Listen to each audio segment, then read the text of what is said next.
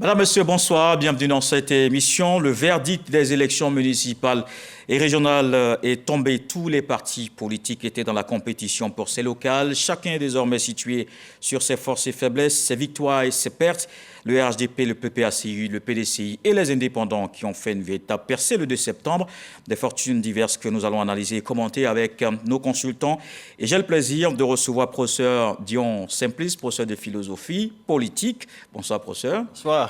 Et juste à côté de lui, docteur Sylvain Nguessan, politologue, directeur de l'Institut de stratégie d'Abidjan. Bonsoir, docteur. Bonsoir. Et Lanciné Bakayoko, qui est journaliste à la rédaction de RTI1. Bonsoir, Lanciné. Bonsoir, Kolo.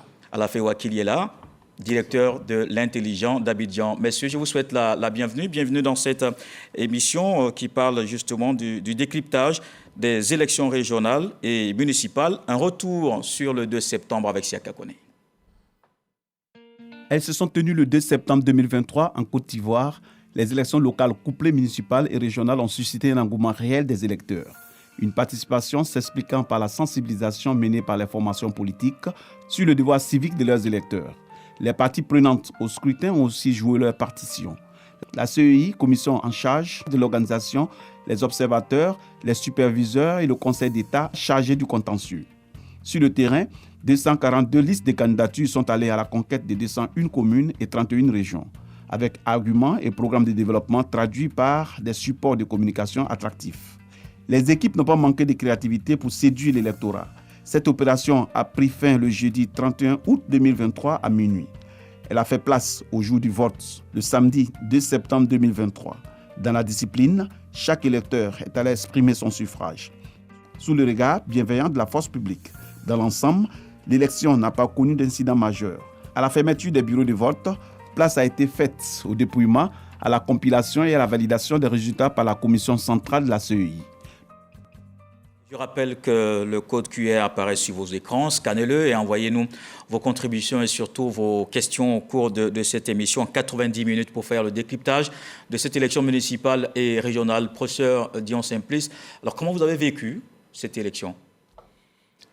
Je me suis, pour une fois, impliqué parce que j'ai essayé d'observer ici et là quelques mouvements, quelques moments de campagne pour voir de plus près si les choses avaient changé avec le temps ou bien si c'était les mêmes choses qui se reproduisaient. Et je puis vous dire que c'était de très belles campagnes. En termes d'équation personnelle, les candidats se sont beaucoup donnés. En termes aussi de financiarisation de la campagne, il y a eu beaucoup de choses qui ont été faites. En termes de promesses, j'ai essayé de faire le départ de ce qui est réalisable et de ce qui ne l'était pas. Nous allons en parler dans la troisième Et donc, à partir de ce moment-là, mis l'un dans l'autre, c'était une belle campagne et on en parlera tout à l'heure. Docteur Sylvain Nguessan. Oui, c'est vrai que je vote à Abidjan, mais j'ai eu le temps de faire un déplacement à l'intérieur. J'étais dans une ville que je ne vais pas mentionner. Et ce qui m'a marqué dans cette localité, c'est que les trois principaux candidats avaient le QG qui se côtoyaient. Au sens propre du thème, il n'y a pas 10 mètres de différence. Vous avez des sympathisants qui regardent ici, et puis après ils se tournent, ils regardent l'autre. Et la campagne a pu se terminer sans forme de violence, sans que les militants et les sympathisants s'affrontent un seul jour, sans que les candidats eux-mêmes jettent certains mots d'ordre. Ça m'a vraiment marqué. Mais c'est un bon point, oui, on peut dire la localité, non ? Je me suis dit, on peut dire la localité. C'est à Grand-Laou. D'accord. Je me suis dit, voici, si vous connaissez la ville de Grand-Laou, vers la mairie, la maison de la radio, en face, il y avait une candidate indépendante. Du côté de la radio, il y avait le candidat du RHDP. Et juste en face, il y avait le PDCI. Sur 100 mètres, on avait les trois QG. Et la campagne s'est terminée sans forme de violence. En tout cas, les trois candidats sont à féliciter. Ça m'a marqué. Je me suis dit, bon, voici la Côte d'Ivoire dont on rêve. Une campagne sans violence, où les sympathisants, les électeurs se promènent d'un QG à l'autre, sur 100 mètres. Puis, tout s'est passé correctement. Bon, je pense que Grand-Laou, personne n'a contesté le résultat aussi. Ils ont saisi la CIE. Il y a eu des choses sur la CEI. Je pense qu'il y a eu des choses sur les réseaux sociaux, mais bon, en tout cas, ça m'a vraiment marqué. C'est ce que je retiens véritablement de cette campagne-là. L'ancien Bakayoko, vous étiez dans les grands ponts, justement. Effectivement, je confirme ce que le docteur a dit et j'ajoute même que dans les 100 mètres carrés, il y avait encore une candidate indépendante qui était juste là. Et tenez-vous bien, chacun avait installé un chapiteau où il jouait de la musique et parfois on invitait des artistes. on a eu parfois l'impression que les décibels d'un côté ou de l'autre pouvaient créer des incidents, mais heureusement, il n'y a pas eu de problème. Et finalement, la campagne ressemblait à une sorte de kermesse, une sorte de fête populaire. Et ça a été très, très important pour moi, un point positif. Je dois expliquer qu'il n'y a pas eu de contestation au niveau des municipales. C'est plutôt, c'est-à-dire que les gens qui étaient à cet endroit-là, c'était des candidats des élections municipales. C'est au niveau des élections régionales que les deux autres, il y avait 4 candidats, candidature PPACI, candidature PDCI, candidature RHDP et une candidature indépendante. Donc les 2 premières candidatures, PPACI et PDCI, ce sont ces candidatures qui contestent l'élection du candidat du RHDP, en l'occurrence Emmanuel Essis. Mais en dehors du Grand Laou, moi j'ai sillonné d'autres petites régions, notamment à Abidjan, où la campagne aussi, c'est vraiment, à mon avis, c'est ce qu'on rêve pour la démocratie ivoirienne. J'ai vu Edia Oufoué qui a vraiment fait une campagne agressive, féroce, une belle campagne. Victor également qui a fait une excellente campagne. J'ai vu des camions se dépasser, ils se chahutaient. Et ça, c'est ce que nous voulons pour la démocratie ivoirienne. Bon, maintenant, la suite, ça n'a pas forcément été le cas, mais on verra bien. Alafé Wakili. Oui, moi j'étais à Zopé, j'ai fait Yopougon, j'ai tourné au plateau, tourné à Koumassi, à Trècheville, et puis Marcory, je suis allé à des endroits incognito, à d'autres endroits je me suis présenté, on avait un badge CI comme accrédité pour l'élection, donc ça permettait de tourner et puis de voir ce qui s'est passé. On a tous vu les mêmes choses. Le vote s'est déroulé dans les conditions que l'on sait, c'est-à-dire positivement à peu près partout. Et il y a des endroits où il y a eu des retards. On est au courant de tout cela. Mais ce qu'on retient maintenant, c'est les résultats et puis l'après. Donc on va en parler. Et sinon, les conditions du vote dans l'ensemble ont paru bonnes à tout le monde. Mais en même temps, on a l'opportunité, eu égard aux réactions des uns et des autres, au comportement des uns et des autres, ainsi qu'à l'interpellation du président de la CI, de faire le point sur l'ensemble du processus et de voir comment éventuellement l'améliorer. Alors, messieurs, c'est vrai, ces élections locales, évidemment, donc ce sont des élections, dit-on, de développement, mais est-ce qu'en dehors, il y a d'autres enjeux, ces élections, procédons? C'est essentiellement des élections de développement. Oui, mais après, ce sont des partis politiques, pour la plupart, qui sont en train de compétir. Mais l'essence du parti politique, c'est la prise du pouvoir et l'exercice du pouvoir.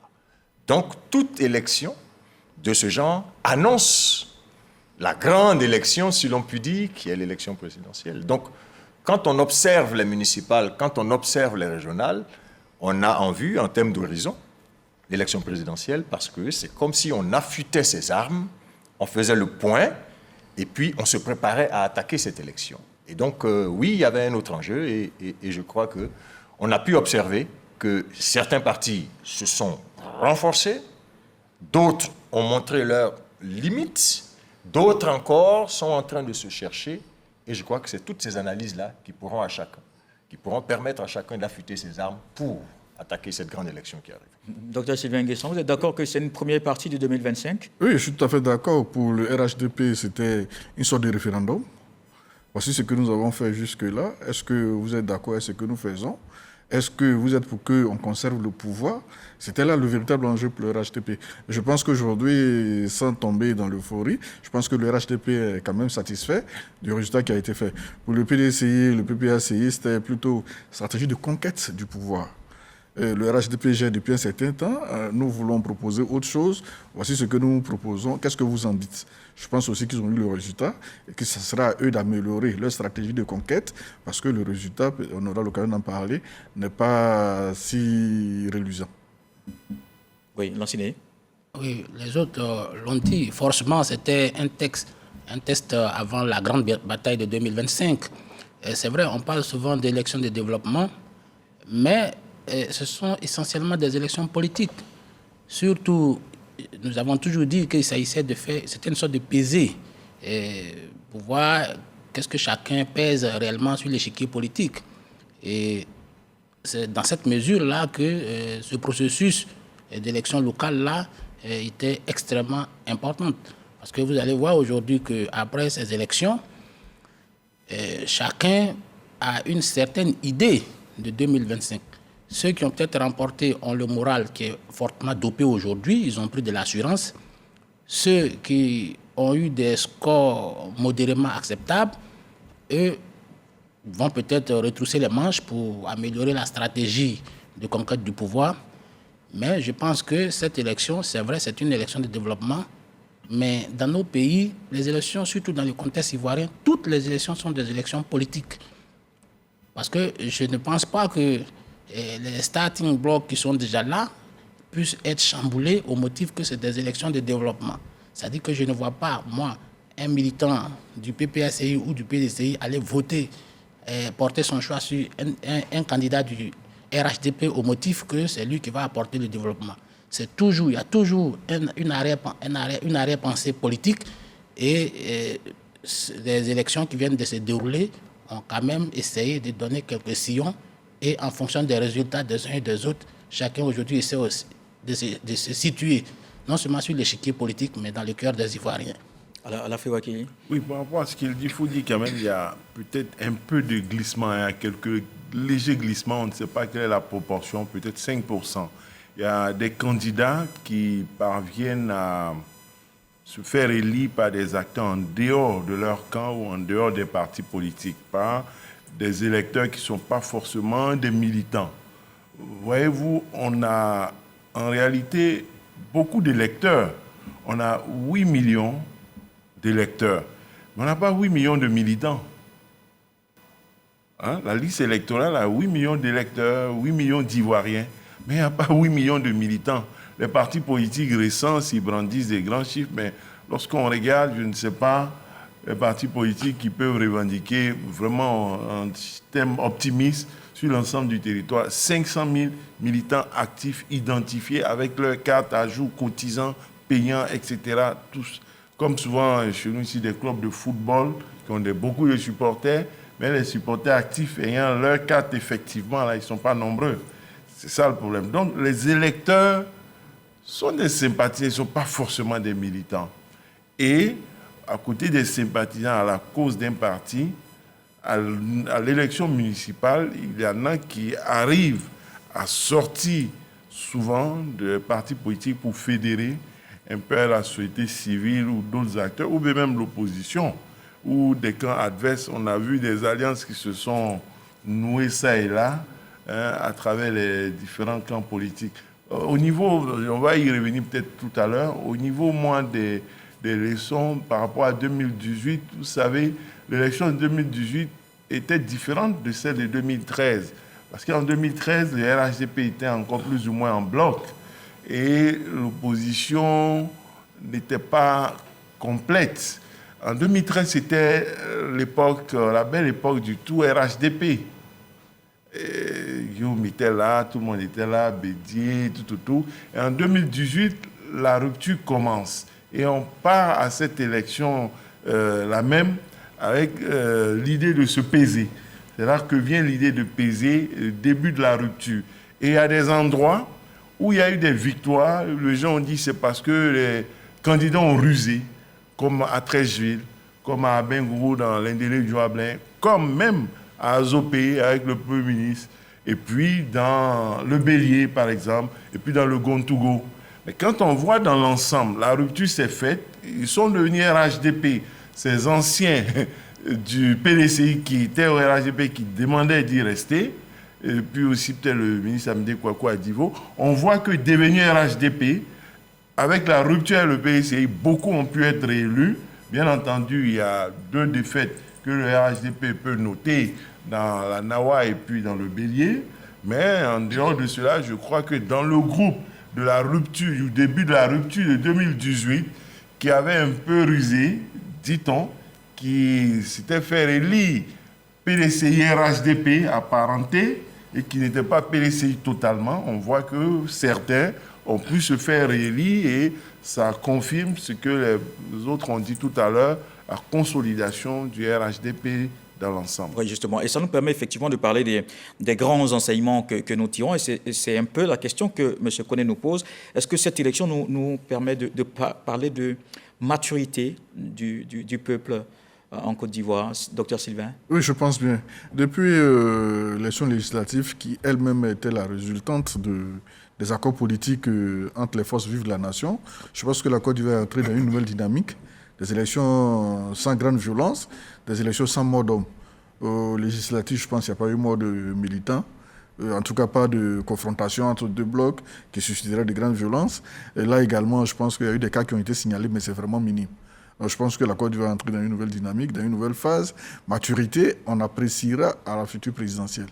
Parce qu'en Côte d'Ivoire, l'élection qui suscite vraiment beaucoup de passion, c'est l'élection présidentielle. Les municipales, les législatives ont été généralement des période de grande tolérance. Donc on attend 2025 pour voir si on pourra reconduire la dynamique de l'élection législative, des élections locales qui viennent d'avoir part. Si on peut voir avec des militants, des électeurs, des candidats de plus en plus qui appellent leurs adversaires pour les féliciter, qui reconnaissent publiquement leur défaite. On espère que 2025 va nous permettre d'assister à de telles séances. Peut-être, professeur Simplice Dion, parler aussi du taux de participation en termes de grands enseignements. C'est sensiblement les mêmes qu'en 2018? C'est sensiblement les mêmes. On était en 2018 à 36 et quelques. On est en 2023 à 36 et quelques. Il y a 0,02 pour les municipales, en tout cas, de recul. Mais c'est sensiblement les mêmes résultats. Mais donc, ça devrait pouvoir nous interroger. Pourquoi on stagne à ce niveau-là? Est-ce qu'on n'a pas réussi à faire en sorte que les indécis, qui existent partout, se décident? Est-ce qu'on n'a pas fait beaucoup de sensibilisation de façon efficace? Est-ce que les Ivoiriens remettent en cause, d'une certaine manière, l'efficacité des municipalités au point de se désintéresser de ce qui se passe? Tout est là, il faut y réfléchir, parce qu'il est important que les gens participent. Puisqu'on l'a dit, l'élection, ça consiste à choisir ceux qui vont nous diriger. Et la légitimité vient du fait que le peuple décide de donner la direction à telle personne pour diriger une municipalité, une région ou l'État. Donc, il y a une grande réflexion à mener à ce niveau-là, et je crois qu'il faut qu'on y aille quand même. Pourtant, ces dernières années, on avait quand même des nouvelles personnes, on va dire, de nouveaux électeurs, peut-être qui n'ont pas bougé. 500 000.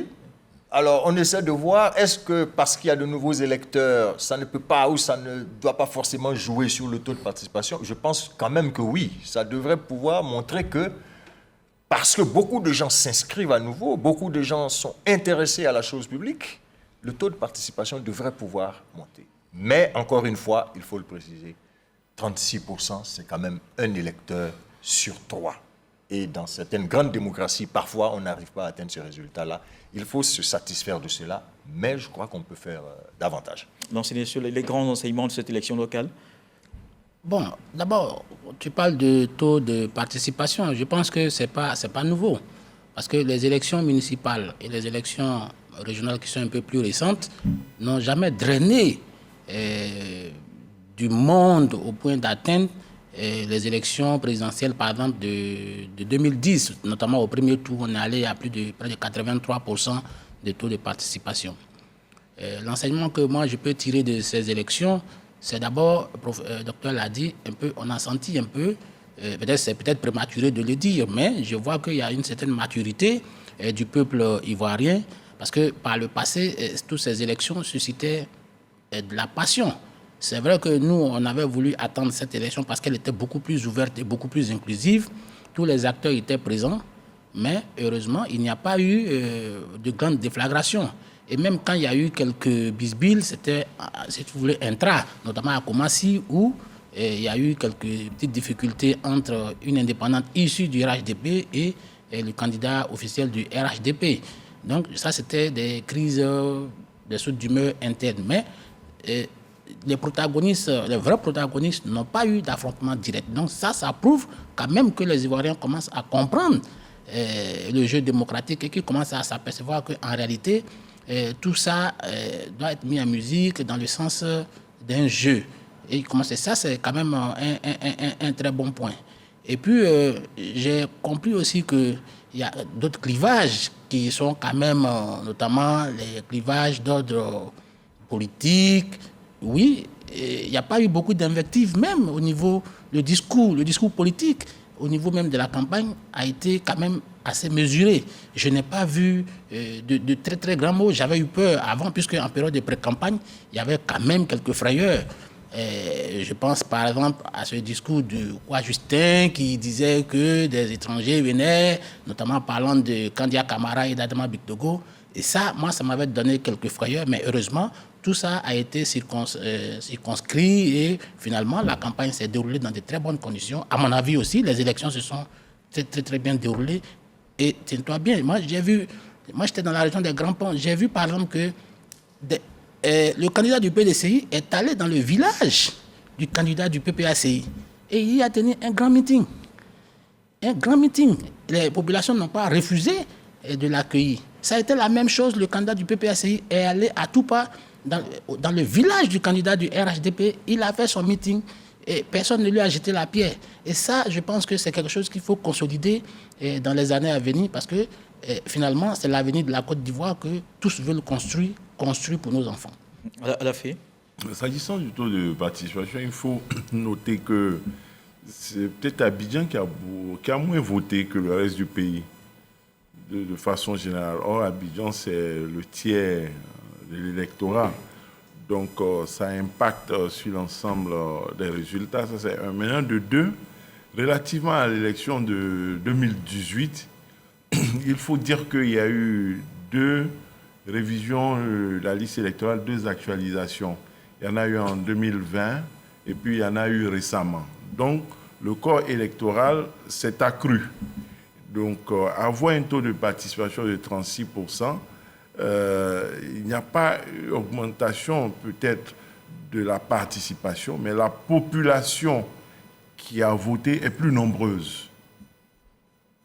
Il faut qu'on ait aussi cette donnée-là. Relativement à l'augmentation du corps électoral, on a le même taux de participation en 2018 et en 2023, mais en termes de suffrage exprimé, la population qui a voté est plus nombreuse que celle qui a voté en 2023, est plus nombreuse que celle de 2018.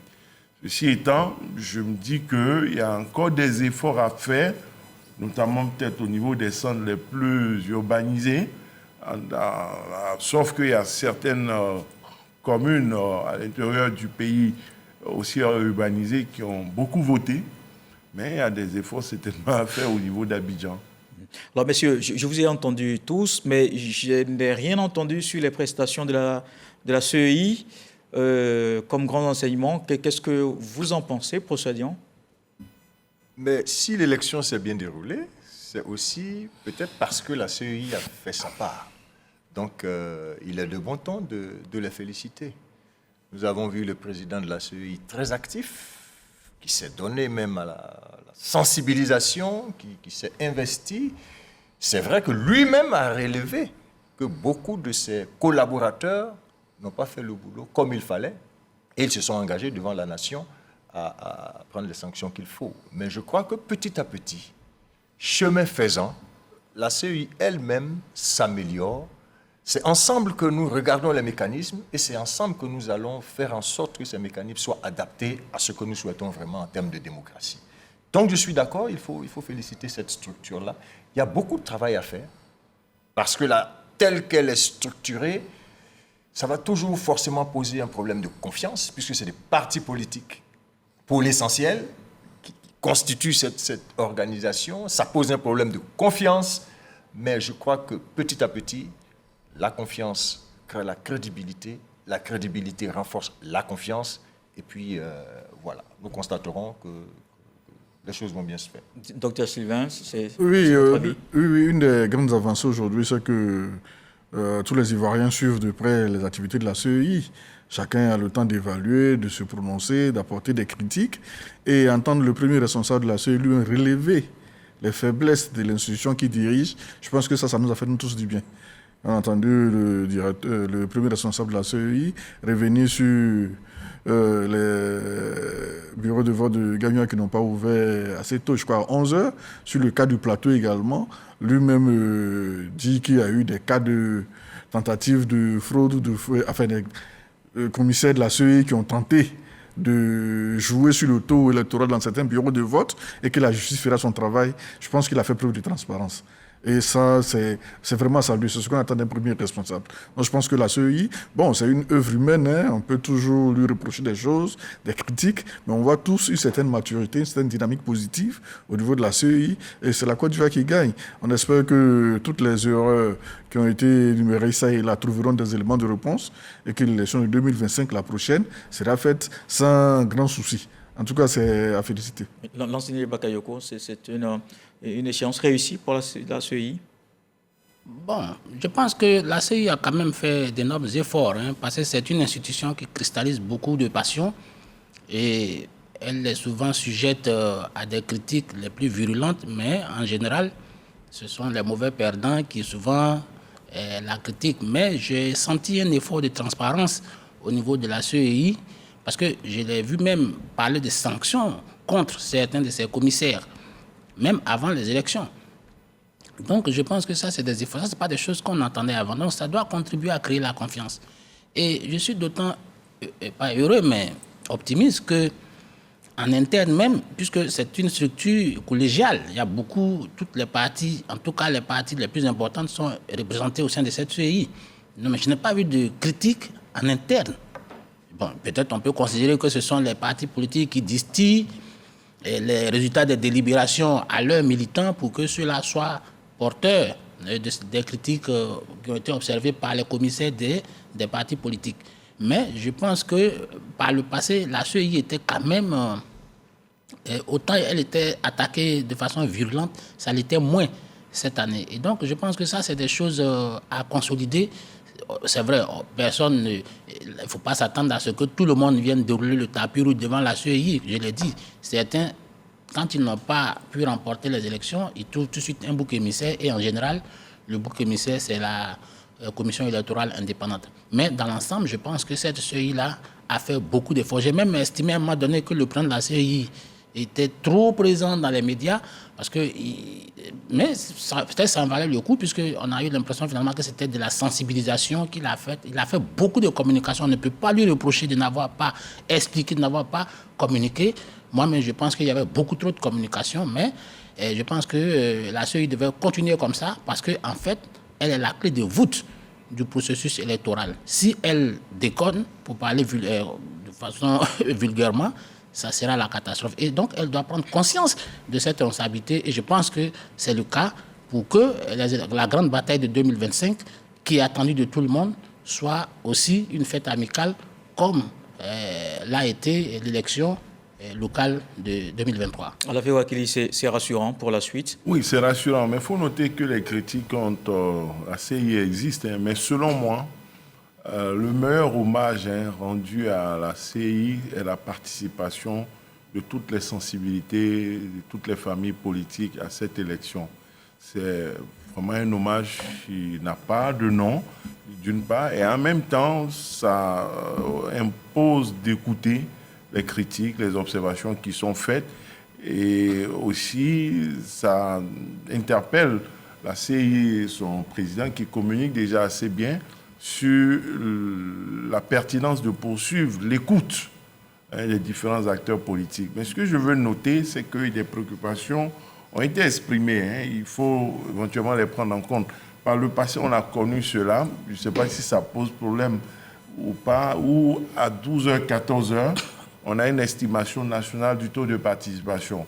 Il est peut-être vrai que cette année, avec les bureaux qui ont ouvert à midi, 11h, 13h jusqu'à 14h, il était difficile de donner une tendance qui pourrait être honnête et conforme, d'une part. Et d'autre part, à 18h, est-ce que, si tout le monde a ouvert à l'heure indiquée, qu'on fait un point à 12h, 14h, est-ce qu'à 18h, dès la fermeture des bureaux de vote, on ne peut pas donner le taux de participation? Ça, c'est 2. Maintenant, de 3, il est important que les partis politiques eux-mêmes et puis les citoyens, la société civile réfléchissent pour voir quels sont les mécanismes. Au-delà des tests, il y a des tests et ce sont ces tests que la CI suit. Il y a un mode opératoire pour proclamer les résultats. On a senti souvent de l'impatience des uns et des autres. Les gens attendaient déjà une nuit électorale samedi et les premiers résultats samedi ou sinon tous les résultats samedi, ce n'est pas une élection présidentielle, c'est une élection locale avec ce que cela implique dans la loi, tout. Mais il y a certaines personnes qui espéraient, parce qu'une élection présidentielle nationale, on ne donne pas résultat localité par localité.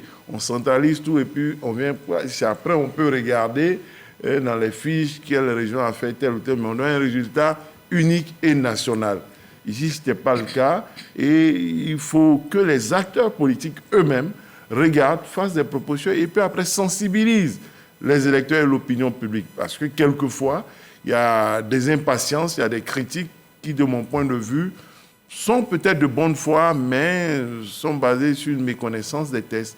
La CI ne peut pas faire de miracle, elle ne peut pas inventer des pratiques et des procédures parce qu'elle est pressée et peut prendre le risque de mettre en cause l'intégrité et puis même la transparence du processus en annonçant de façon précipitée des résultats qui pourraient être contestés après. Il faut prendre le temps de vérifier et ça ne coûte rien de perdre 24 heures, 48 heures, alors on n'est même pas en retard véritablement, au nom de la paix et de la stabilité comme on le voit actuellement.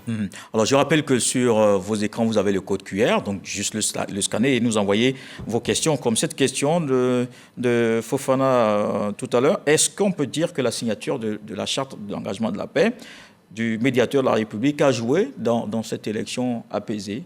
Docteur Sylvain? Oui, tous les acteurs qui y ont contribué, on ne va pas négliger la contribution du médiateur de la République, appeler les acteurs, je ne sais pas si c'est la première fois, mais cette contribution, quand même, elle était attendue depuis un certain moment.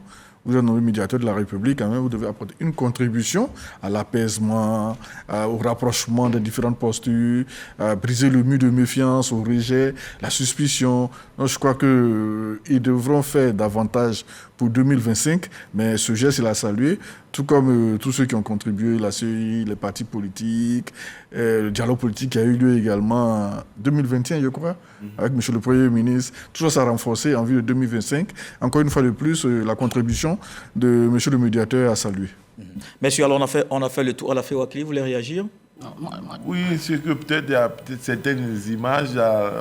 Félicitations aux médiateurs souhaitant qu'à l'avenir, il renforce avec tous les candidats, notamment les communes chaudes. On aurait peut-être aimé voir dans sa quête au début, Koumassi, les deux adversaires, signer la charte chez lui et d'autres zones chaudes. Donc on souhaite cela, on l'encourage, on le félicite et on souhaite qu'il nous donne ces clichés-là la prochaine fois. L'enseigné, vous voulez ajouter? Oui, je voudrais ajouter qu'effectivement, toute la société civile en général a contribué à l'apaisement. C'est vrai, on peut me dire par le passé que cette société civile, son appel n'a pas été entendu, mais je pense que le médiateur, c'est un appel institutionnel, mais il y a d'autres acteurs non institutionnels qui ont aussi émis des appels au calme et à l'apaisement. Donc je pense que tout le monde a pu jouer sa contribution. Mais tout à l'heure, Alaphé a parlé de taux de participation qui aurait pu être donné à midi. Je pense que pour cette élection, c'est peut-être bien pour la consolidation de la démocratie, mais pour cette élection, le taux de participation n'était pas nécessairement un enjeu. C'est pas comme en 2013 où il y avait l'opposition qui n'était pas en tout cas dans l'arène politique, et pour cette opposition qui avait appelé au boycott, l'enjeu était de voir que l'appel au boycott a été entendu. En ce moment-là, le taux de participation était une nécessité parce que c'était une sorte de référendum. Êtes-vous d'accord avec l'organisation d'élections ou la non-organisation de l'élection? En ce moment-là, le taux de participation est vraiment un enjeu. Mais pour cette année, cette élection qui est inclusive, je ne pense pas que le taux de participation ait été un enjeu, en tout cas dans le courant de la journée de l'élection, quoique je pense que si ça se fait comme dans les grandes démocraties, c'est une avancée technologique, c'est une avancée démocratique. Mais pour moi, pour cette élection, se prononcer sur ce taux à mi-parcours, au courant de la journée, à 10h, à 14h, à 15h, ça aurait été une bonne chose, mais ce n'était pas nécessairement un enjeu de taille. D'accord. Oui. Non, je veux dire que si ça peut permettre de réveiller un peu ceux qui dorment, c'est important. Je veux dire que si à midi, techniquement parlant, si la CEI peut nous dire à midi, il y a 10% de taux de participation, ça peut permettre à ceux qui paraissent à la maison de se lever plus partir. Parce qu'on vit souvent certaines situations où il veut aller voter, il est 14h, il se dit, bon, est-ce que ça vaut la peine? J'ai vu des gens passer, peut-être que tout le monde a fini de voter, mon candidat peut-être a gagné. Non, le taux de participation parfois, à certaines heures, quand on donne des tendances, ça permet à ceux qui paraissent de se lever et de dire, on a encore du temps pour aller voter. Deuxième chose, si vous me permettez, on va aller rapidement. Sur le oui, très rapidement, j'ai apprécié en tout cas la vision philosophique du grand médiateur et de toute la société civile sur la question de l'engagement et de la charte. Vous savez, la vie en société, et surtout la vie politique, là, ça tient compte de ce qu'on appelle la fides, la foi en la parole donnée.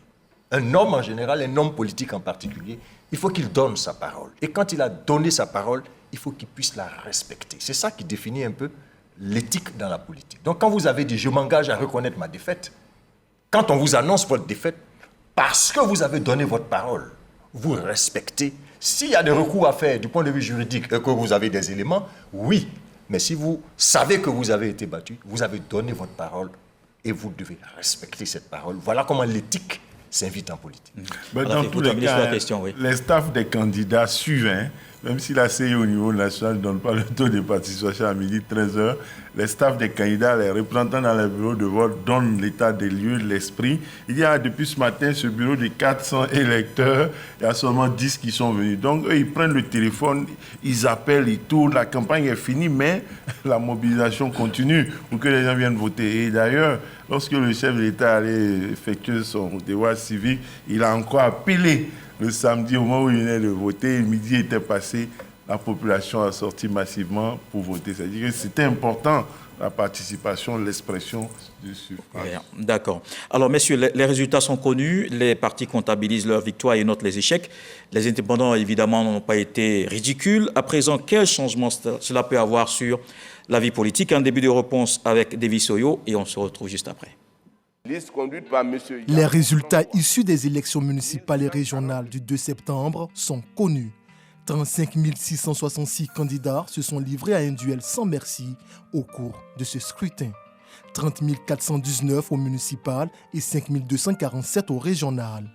Pour le taux de participation, il est de 44,61% pour les régionales et 36,18% pour les municipales. Des chiffres similaires à ceux de la précédente élection couplée de 2018. L'on enregistrait 46,36% pour les régionales et 36,20% pour les municipales. Comparativement à 2018, pour la première fois depuis plus de 10 ans, les principaux partis politiques ont présenté des candidats à ce scrutin. Cette participation a permis de jauger les forces et faiblesses des formations politiques sur le terrain. Le RHDP, parti au pouvoir, se taille la plus grosse part du gâteau. Il rafle 123 sièges au municipal et 25 au régional. En 2018, le parti au pouvoir s'était déjà classé premier avec 92 sièges glanés au municipal et 18 au régional. Les indépendants se sont illustrés de fort belle manière avec 41 sièges au municipal et 1 siège au régional. Comme en 2018, les indépendants gardent le second rang avec 56 sièges au municipal et 3 au régional. Le PDCI RDA conserve également son 3e rang avec 22 places au municipal et 3 au régional. Le PDCI RDA perd ainsi 28 sièges au municipal et 3 au régional par rapport aux élections de 2018. La coalition PDCI-PPACI termine au pied du podium avec 10 sièges au municipal et 1 au régional. Un chiffre bien supérieur à celui obtenu par la coalition PDCI-RHDP en 2018 avec seulement 1 siège au régional. Absent du jeu politique en 2018, le PPACI se classe 5e avec 2 sièges au municipal et 0 au régional. L'URD, l'Union républicaine pour la démocratie, clôture le classement avec 1 siège obtenu au municipal et 0 au régional. Le grand perdant de ces élections est le FPI, avec 0 siège au municipal comme au régional. En 2018, cette formation politique avait glané 3 sièges, 2 au municipal et 1 au régional. Pour rappel, seuls les résultats des communes de Kouyubli, de Sarala et de la région du Guémont sont indisponibles pour l'heure. Ils ne sont pas pris en compte dans ce décryptage. Alors, monsieur, votre aperçu général sur ces résultats, Alafé Wakili? Oui, on a eu une carte de la Côte d'Ivoire, une vague orange. Il y a eu une carte de la Côte d'Ivoire où il y a cette vague colorée pratiquement d'orange, RHDP, au niveau des régions. Et puis au niveau des municipales, ce sera un peu différent. Mais au niveau des régions, c'est pratiquement, voilà, c'est ce qu'on peut dire, hein, sur la base des données qu'il a indiquées tout à l'heure. On l'a déjà indiqué. Voilà, le RHDP a fait un raz-de-marée, dit-on. Maintenant, ce qu'il faut, c'est d'affiner l'analyse. C'est en cours, je pense, dans les différents partis, de calculer, d'additionner les suffrages obtenus dans les victoires, les suffrages obtenus dans les défaites, et puis de faire un total pour chaque bloc politique et puis voir ce que ça donne. C'est aussi une grille de lecture assez intéressante qui permettra de percevoir en termes de population électorale, au-delà des chiffres, au-delà des sièges, ce que chaque parti peut représenter. Lanciné. Oui, effectivement, je suis tout d'avis avec Alafé, parce qu'aujourd'hui, il faut faire de l'arithmétique pour voir réellement le poids politique, et en tout cas le poids du terrain de chacun. Après les calculs, y compris les défaites et les victoires, on pourra faire cette arithmétique-là, parce qu'en réalité, la perspective, déjà, c'est 2025. Déjà, c'est 2025. Or, 2025, c'est une sorte d'élection générale où on verra celui qui pèse réellement. Mais d'un point de vue institutionnel, là, on voit bien que le RHDP a fait une razzia, c'est-à-dire qu'il s'est approprié la plupart, en tout cas, bon, on va dire 123 mairies pour le moment, en dehors de Saralac et Kouyubli qui ne sont pas encore données, mais ils ont 123 municipalités qu'ils contrôlent. Je constate que le RHDP est en force, mais le PDCI est aussi résilient. C'est vrai qu'ils ont perdu des sièges, beaucoup de sièges par rapport à 2018, mais c'est un parti qui est quand même résilient. Et sans doute, le décès du président Bédié, ça peut être d'où face, hein, c'est-à-dire ça aurait pu les démotiver, mais ça aurait pu aussi les déculper la force aussi pour pouvoir rendre hommage au président Henri Konan Bédié. Mais je pense que en tout cas, la débâcle vient du PPACI. Et le PPACI dont on avait peut-être surestimé le poids. Je pense que la moisson n'a pas été à la mesure, en tout cas, des graines qui ont été sémées. Mais je constate aussi que les indépendants sont en force. Et moi, la lecture, c'est vraiment les indépendants qui m'intéressent ici. Et la plupart des indépendants sont issus du RHDP. Ça veut dire qu'il y a un problème de casting qui est vraiment réel au niveau de la désignation des candidatures. Mais ils sont quand même en régression par rapport à 2018. 2018, c'était 56 au municipal et cette année, ils sont à 41. Oui, ils sont à 41, mais ce n'est pas mal. Vous prenez une région comme la région de Dabakala, où il y a 6 communes, mais il y a 4 indépendants, contre 2 qui sont encartés RHDP. Pourtant, c'est une région qui est traditionnellement réputée RHDP, mais qui, cette fois, le RHDP n'a pu remporter que 2 sièges sur les 6.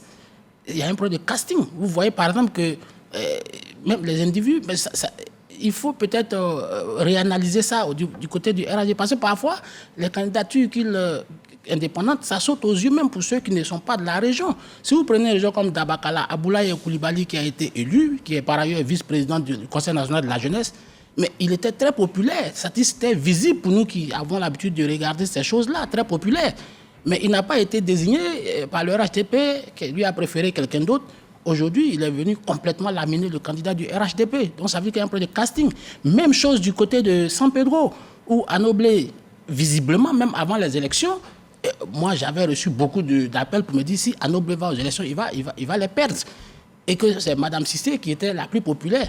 Le RHDP n'a pas entendu ça de la même oreille. Ils ont placé Anoblé. Anoblé est sorti complètement...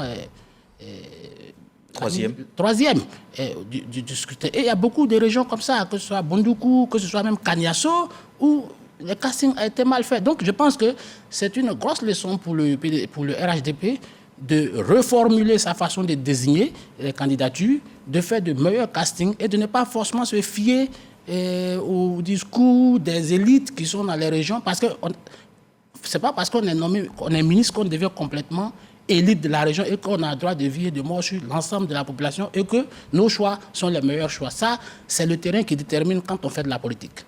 Alors, le docteur Sylvain Nguesson, aujourd'hui, on a donc de grandes forces en présence. Finalement, comment tout ça se redessine?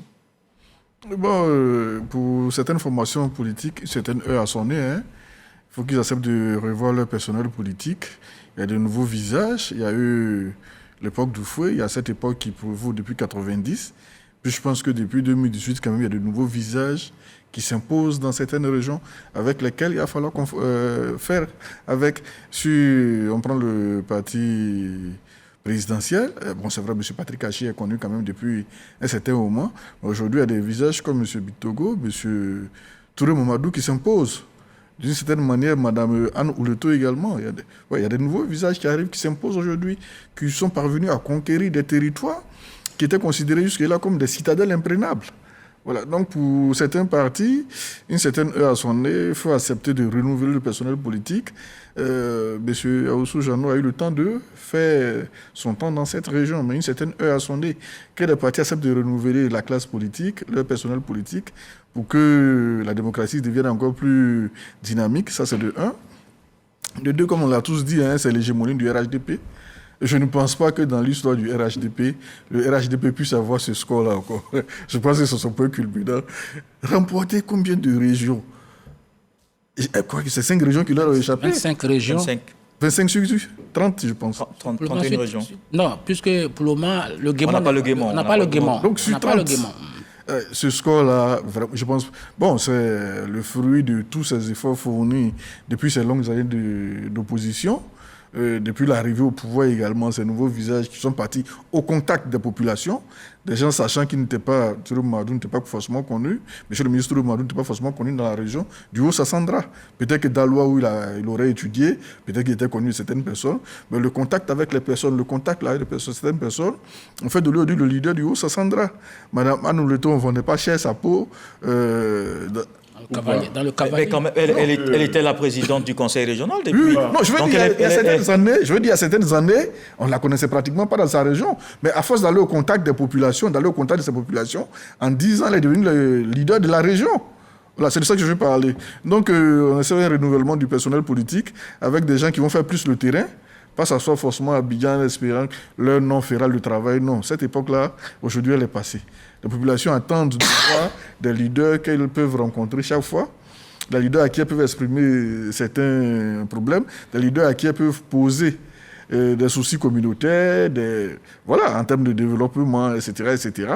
C'est ce genre de leader que les gens entendent aujourd'hui. Sinon, espérer être à Abidjan et puis le nom fera le reste, cette période-là, elle est dépassée. Oui, et aussi, au-delà des partis politiques, il y a procédons l'équation personnelle du candidat. Oui, mais l'équation personnelle, c'est important. Alors, lui, ce qu'il disait tout à l'heure, Bakayoko, c'est que le parti a ses raisons que souvent la raison ne sait pas. Voilà, c'est ça qui produit des indépendants, qui montrent au parti qu'il a tort. Moi, j'ai un principe que je tire du sage Amadou Ampateba. Il dit, il y a toujours une part de bien dans le mal et une part de mal dans le bien. Comme il y a une part de jour dans la nuit, il y a une part de nuit dans le jour. Pour dire quoi? Qu'il faut savoir tirer les leçons, tirer profit et parti et de vos victoires et de vos échecs. Ce qu'il était en train de dire, c'est que l'hégémonie du RHDP, c'est un jour, c'est un soleil.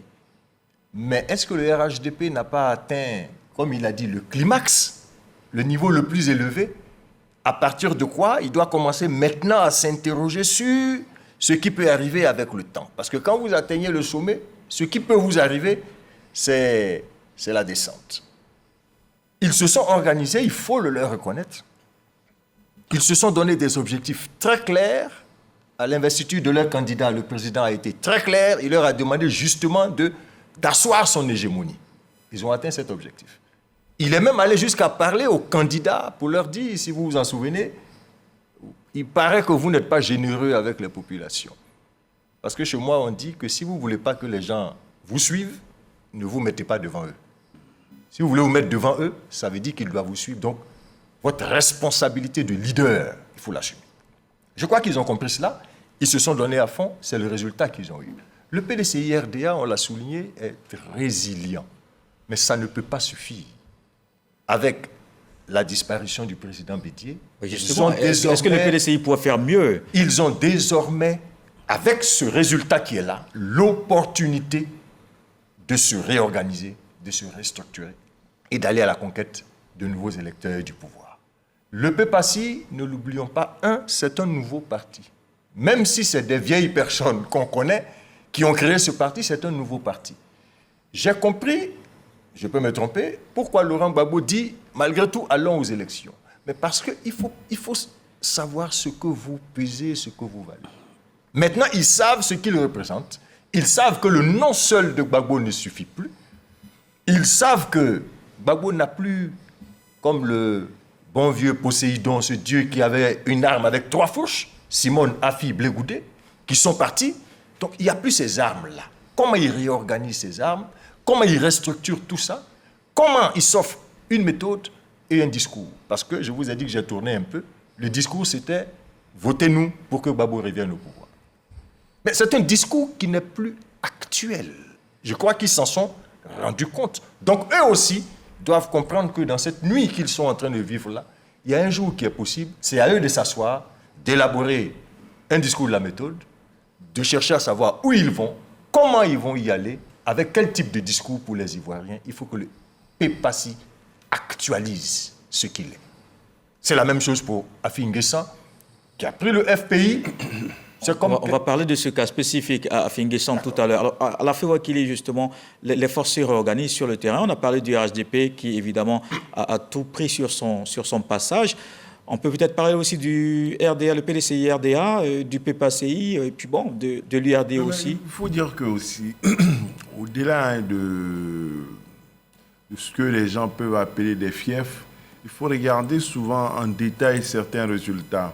Donc, je vois le cas de Toumoudi, la ville de Toumoudi, qui est peut-être comme toutes les communes de Côte d'Ivoire, une ville cosmopolite, ouverte. Il faut dire aussi que là-bas, le PDCI a gagné de justesse. 200 voix. Voilà. C'est vrai que, comme dans un match de football, l'équipe peut dominer, la France peut dominer la finale et le mondial, mais on retient le vainqueur, l'Argentine, et Messi. C'est vrai, c'est comme ça une élection. Même si tu perds d'une voix, on retient le vainqueur. On ne voit pas que le vaincu a perdu d'une voix.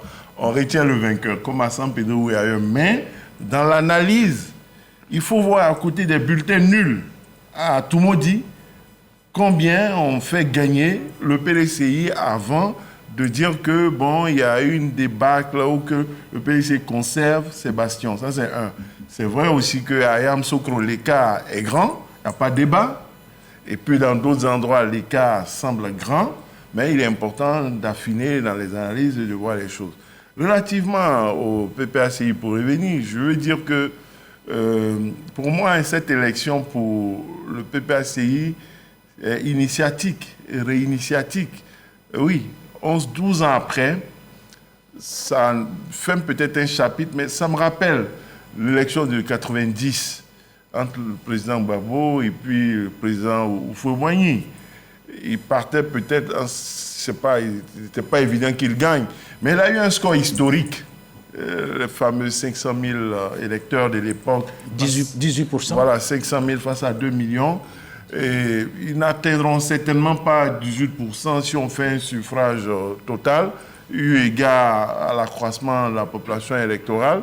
Mais je veux savoir, c'est pour ça que je dis de comptabiliser les suffrages, voir dans l'ensemble du territoire les votes, des victoires comme des défaites, ça donne combien?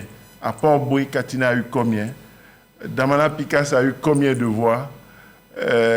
Hubert Oulaye a eu combien de voix? Nous devons additionner les voix de toutes leurs défaites pour voir ce que ça pèse, pour voir ce que chacun pèse, ce que chacun vaut et ce que chacun pourrait éventuellement rapporter au candidat à la présidentielle. C'est une petite estimation. Je termine en disant que en 2010 et aujourd'hui, la population électorale s'est accrue d'environ 2,5 millions de personnes. Donc, il y a eu beaucoup de mouvements, il y a eu des changements. Aujourd'hui, nous sommes à 8 millions, alors que c'était moins de 6 millions en 2010. Donc, et durant toute cette période, le PPAC et le camp Gbagbo n'ont pas été présents, ils n'ont pas été dans le jeu, ils n'ont pas été dans le dispositif. On ne sait pas le poids de leur implication dans les 500 000 nouveaux électeurs intervenus lors de la dernière révision. Donc, il y a tout ça là qu'il faut prendre en compte dans leur débat. Le RHDP, le PDCI, RDA, le PPAC, l'enseigné Bagayoko, comment vous appréciez leur prestation à ces locales? Bon, moi, j'ai déjà parlé du RHDP qui a montré toute son hégémonie sur le plan électoral. Et le PDCI, qui croit qu'ayant perdu quelques plumes, fait preuve de résilience. Mais en ce qui concerne le PPACI, je ne suis pas d'accord quand on dise que, peut-être d'un point de vue institutionnel, c'est un nouveau parti, mais c'est un parti qui est né avec les 32 dents.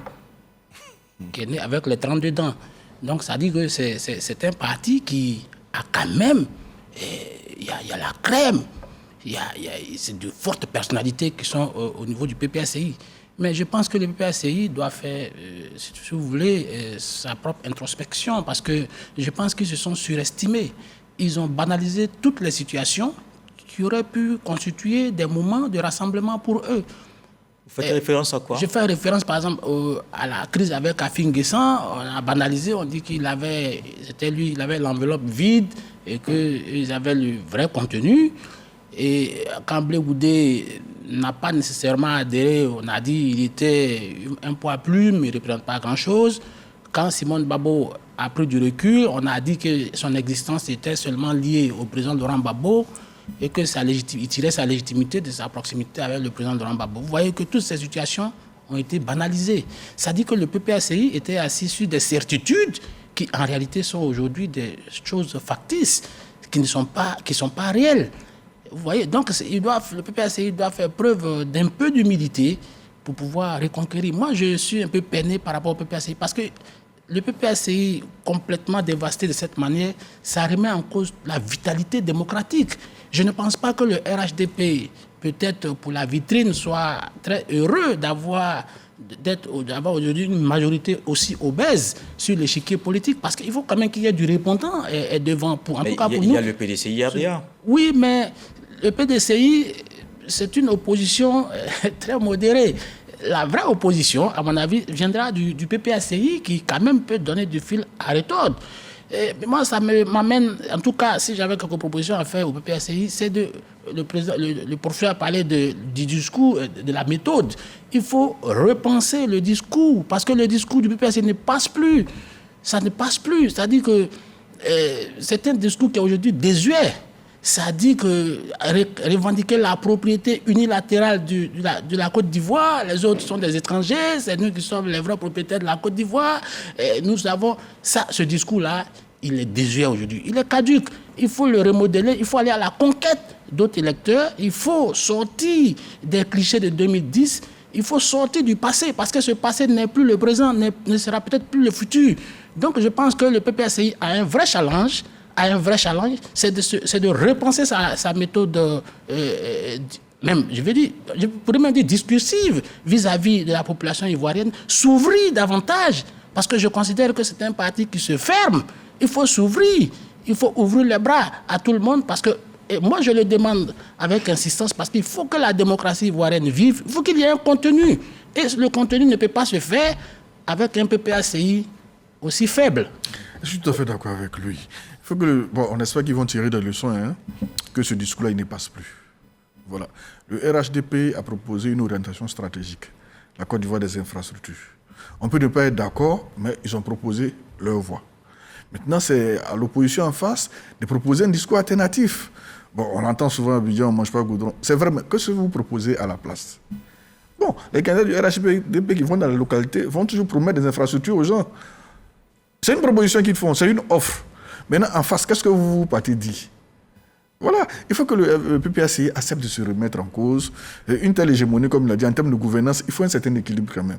Ça arrange le RHDP même de savoir que, bon, peut-être qu'on a gagné à 60-40% ou 65-35%. Il y a un peu de chaleur, il y a des concurrents qui peuvent nous ravir la première place demain. Ça les booste, ça les motive dans leurs actions sur le terrain.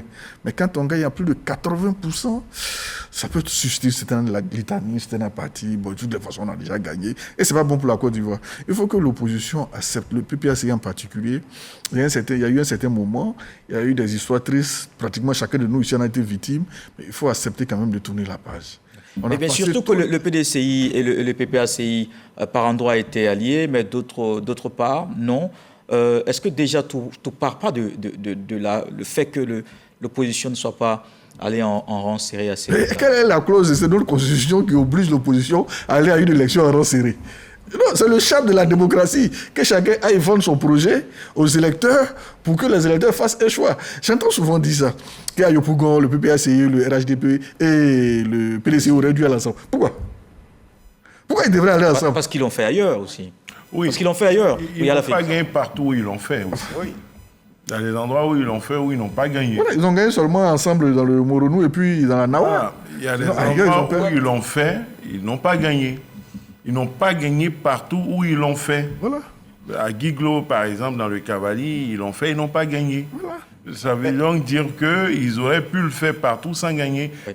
Sans oublier qu'il y avait des endroits où ils n'avaient vraiment pas besoin de le faire.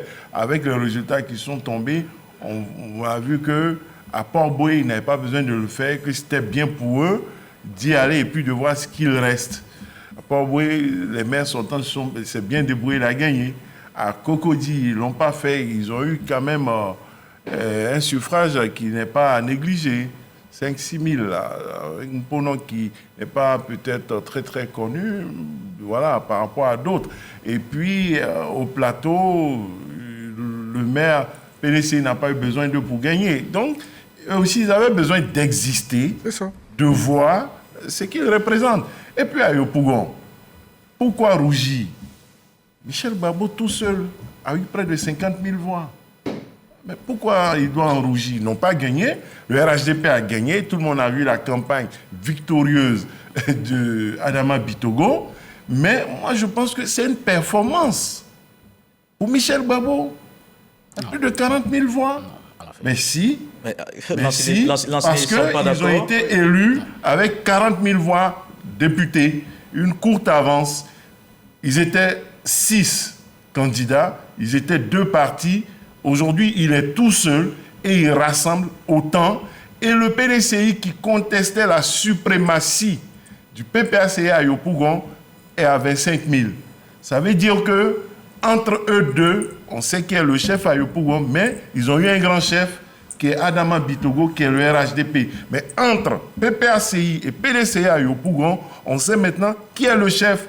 Diaoufoué et le PDCI doivent respecter maintenant Michel Babo. Voici la leçon.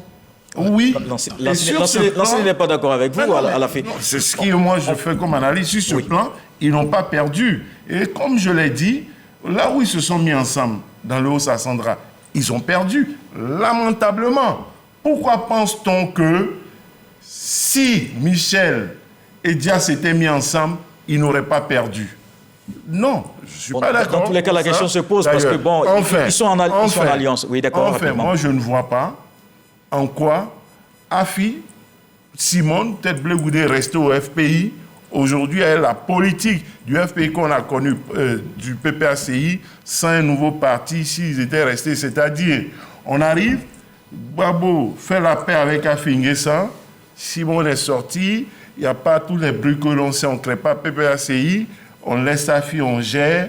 Et puis Blé Goudé, qui était tout dans le coach, elle n'était pas avec eux, il allait dans tous les cas continuer. Et puis Laurent Gbagbo en sage, FPI est là, je ne vois pas ce que cela aurait changé en dehors du fait que à Bongwanou, Afi n'aurait pas été candidat RHDP. Et puis le PDCI, Je ne sais pas si c'est avec la dame, la dame qui a gagné là, que dans leur alliance, ils auraient accepté de faire Daffy. Donc, on peut spéculer, on peut dire beaucoup de choses, mais il ne faut pas aussi laisser croire que s'ils étaient restés ensemble, ils auraient été forcément plus forts et ils auraient davantage gagné. Ça, c'est important de le dire. On voit que beaucoup d'hommes, beaucoup de personnes déplorent les désaccords de la gauche. Dit la gauche n'existe pas, mais je ne vois pas en quoi son unité, après un boycott, après des désaccords réels pendant 10 ans, 12 ans, aurait changé fondamentalement la donne. Avec un Laurent Gbagbo en sage, derrière Afi N'Guessan, président du FPI, parce que lui n'était pas prêt pour lui donner le FPI. Moi, je pense que elle a fait une analyse, c'est la sienne. Mais je pense qu'il faut contextualiser les élections, notamment à Yopougon. Il ne faut pas croire que les élections à Yopougon, c'est comme les Jeux Olympiques où l'essentiel, c'est de participer. En tout cas, c'est cette impression que j'ai après ton analyse. Il a participé, il a eu 50 000 voix, il n'a pas à rougir. Non, Yopougon, la symbolique va au-delà de la simple participation. Vous avez vu Mme Simone et Yves Babo qui a dit « Celui qui remporte Yopougon, celui qui remporte Abobo, ça augure, en tout cas, ça augure une victoire au présidentiel. Ça veut dire que Yopougon, c'est pas la symbolique de Yopougon va au-delà de la simple participation comme aux Jeux Olympiques où on dit l'essentiel c'est de participer.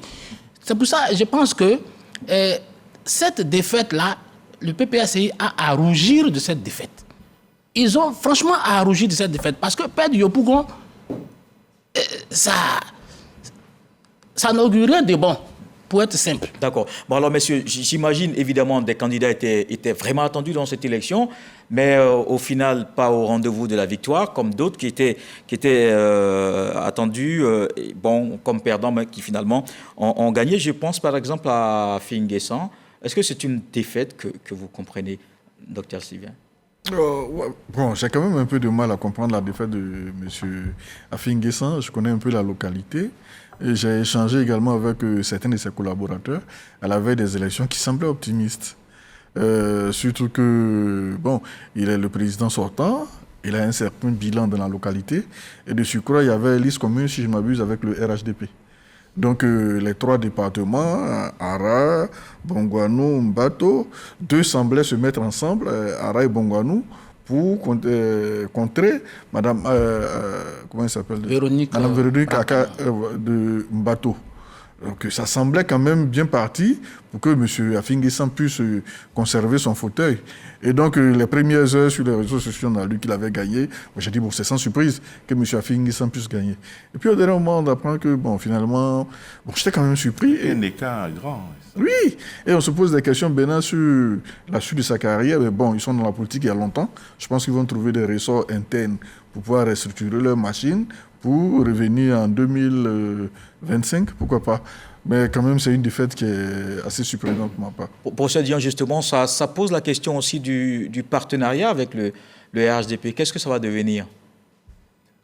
Moi, je me suis toujours demandé, peut-être naïvement, peut-être parce que je n'ai pas cherché, ce partenariat contenait quoi?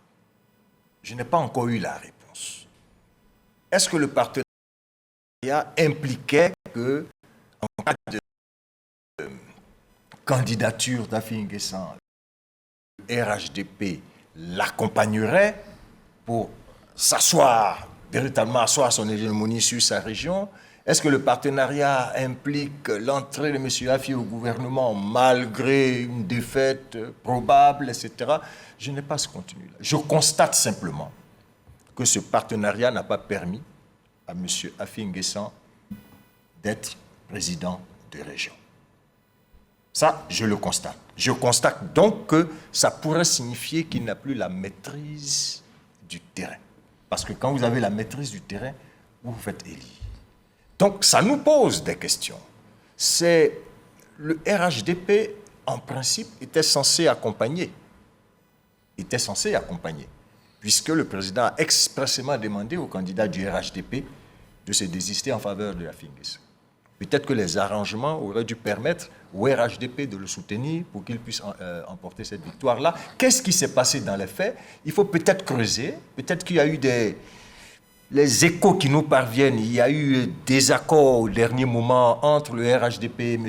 Afi sur une question de la mairie, mais il faut creuser pour savoir qu'est-ce qui s'est vraiment passé. Sinon, c'est dommage pour M. D'accord. Les deux dernières réactions sur le sujet. Moi, je veux noter que peut-être le président Afi s'en perd, mais les cadres FPI ont pu entrer dans le cadre du partenariat dans des conseils municipaux et régionaux du RHDP, donc il y a ça qui est gagné.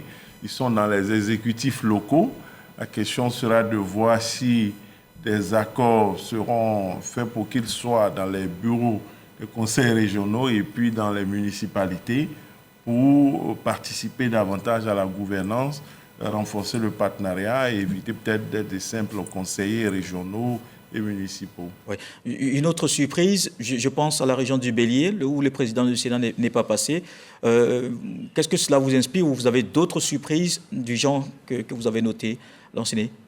Ah oui, le président du Sénat qui n'est pas passé à Yamoussoukro, pour moi c'est... Dans le Bélier? Dans le Bélier, je pense, pour moi c'est une surprise.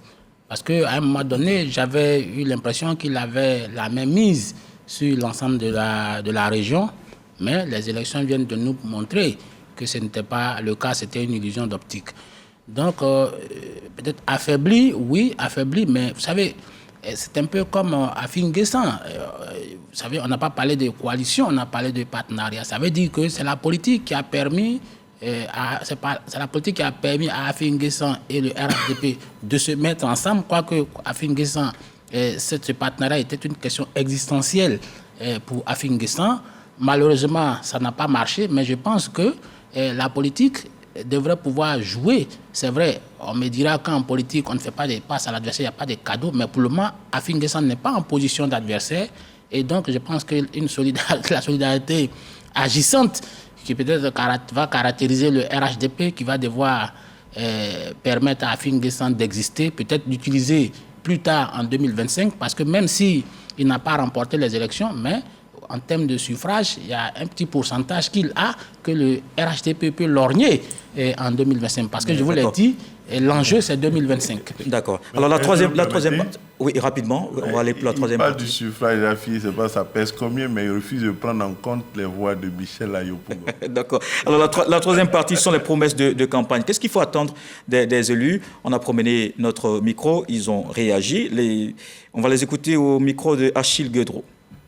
Je veux que les maires en général, en tout cas, ils touchent le côté social. Voilà, moi personnellement, je veux qu'ils touchent le côté social parce qu'à chaque fois qu'ils viennent, c'est vrai qu'ils rendent la ville jolie, mais nous, les jeunes, les parents, on a faim. Bon, comme on le dit dans notre jargon, on a faim. Donc, il faut qu'ils essaient aussi de rentrer aussi dans les foyers, voir aussi ce qui se passe. Des nouveaux maires, surtout, qui tiennent des discours réconciliateurs. On sait d'où la Côte d'Ivoire vient. Donc, s'ils rassemblent déjà la population, nous, ça nous va droit au cœur, maintenir la paix et surtout tenir les promesses de campagne. Ce que j'attends des nouveaux maires, c'est qu'ils fassent obligation envers eux-mêmes. C'est-à-dire tout ce qu'ils ont prévu à la population, il faut qu'ils le fassent. Parce que ça ne doit pas être une image qu'ils montrent à la population. Et puis après, quand ils sont élus, on ne les voit plus. 5 ans après, ils réapparaissent. Et à coup de billets d'argent, ils achètent les consciences. Cette fois-ci, qu'ils prennent un engagement devant la nation pour dire ce qu'on a donné comme flyer qu'on a distribué et où se trouve le programme du maire qui a été élu soit réalisé. Vraiment, j'aimerais que les maires soient un acteur de développement. Voilà, pour qu'ils puissent entretenir les bases, chaque fois ils sont en contact avec la population, connaissent réellement les problèmes. Pour ne pas que chaque 5 ans, ils viennent pour venir blatiner ou blaguer la population, leur donner quelques miettes, là vraiment c'est dangereux pour la démocratie. Bon, tous les nouveaux maires, on attend qu'ils pensent au développement de les différentes communes, surtout au niveau des rues, et qu'ils pensent à bitumer les rues, ce sont vraiment leurs prérogatives.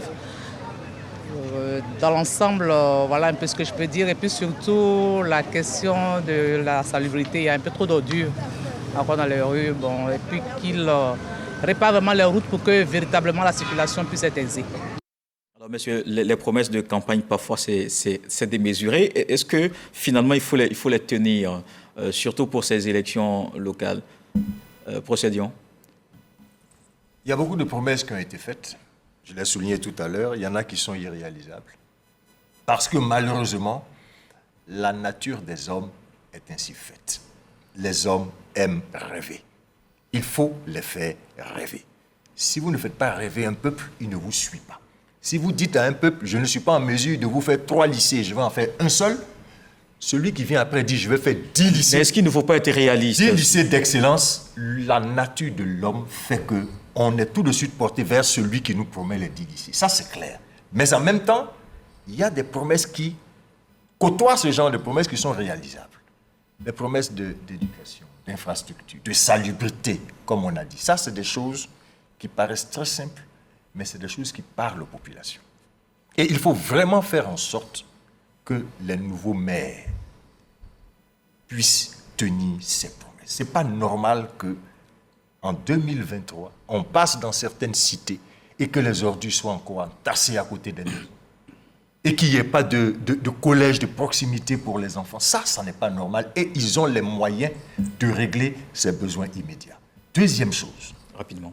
Du point de vue général, la jeunesse, pour moi, devrait être au cœur de leur action, comme le président de la République a mis la jeunesse au cœur de l'action. Vous voyez, chez nous, on dit que les défenses de l'éléphant ont plus de valeur que l'éléphant. Mais les défenses de l'éléphant, c'est quoi pour un pays? C'est sa jeunesse. Quand on a perverti votre jeunesse, la nation est en péril. Quand votre jeunesse ne fait rien, quand l'entrepreneuriat n'a plus de sens, quand elle ne va pas à l'école, quand elle n'est pas occupée sainement, mais la cité est en danger. Donc il faut que les maires soient les relais, d'une certaine manière, de la politique gouvernementale qui veut que les jeunes soient sainement occupés et qu'ils entreprennent. Docteur Sylvain Guessan. Oui, je vais quitter Abidjan pour aller un peu à l'intérieur. Vous savez, en 2022, la Côte d'Ivoire a importé du riz pour une valeur de 406 milliards. Le poisson, 413 milliards. Quand on prend les régions de Tiers-Salé, de Divo, de Soubré, alors encore à Katiola, ce sont des régions qui ont beaucoup de bas-fonds. Je pense qu'il faut augmenter un peu la ligne, ça c'est au niveau étatique, la ligne budgétaire des projets de jeunesse qu'on va financer. Il y a un grand marché qui est là, qui malheureusement nous échappe. L'élevage de bovins, de poissons, les champs de riz. Il faut vraiment financer ce genre de projet pour que la Côte d'Ivoire puisse baisser un peu sa dépendance de l'extérieur en matière d'alimentation, riz, poissons, etc., etc. Si ça peut se faire, ce serait une bonne chose. Danciné.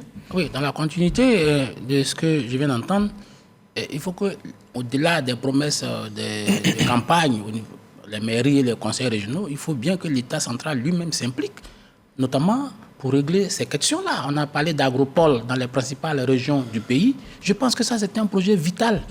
Ça va permettre non seulement de sédentariser les jeunes, déjà il y a des universités qui se créent dans presque tous les pôles, grands pôles et centres du pays, c'est très bien.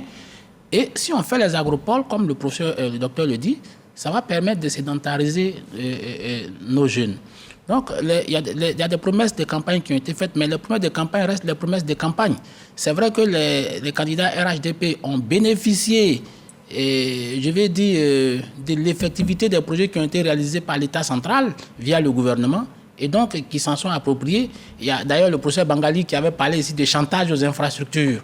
Ça veut dire que les gens sont disposés à voter les gens qui vont leur apporter les infrastructures. Donc je pense que ça, c'est quand même beaucoup de choses. Et là, je pense que Adama Bictogo doit retrousser les manches parce que Yopougon, c'est un vrai défi.